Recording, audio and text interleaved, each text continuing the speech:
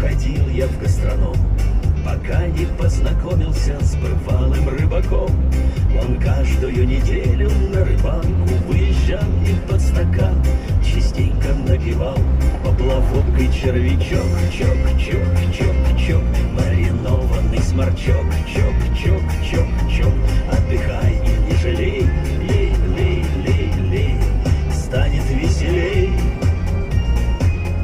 Доставай большой сачок. Чок-чок-чок-чок, под кукан срезай сучок. Чок-чок-чок-чок, наливать не забывай и подсекай рыбку на крючок. Стильное радио. Мы скоро подружились, и с тех пор свободным днем стал ездить на рыбалку я с бывалым рыбаком.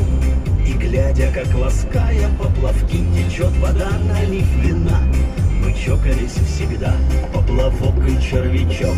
Чок-чок-чок-чок, маринованный сморчок. Чок-чок-чок-чок, отдыхай и не жалей. Лей-лей-лей-лей, станет веселей.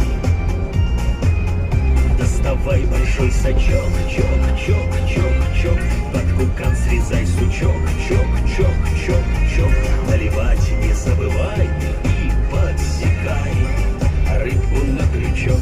Стильное радио.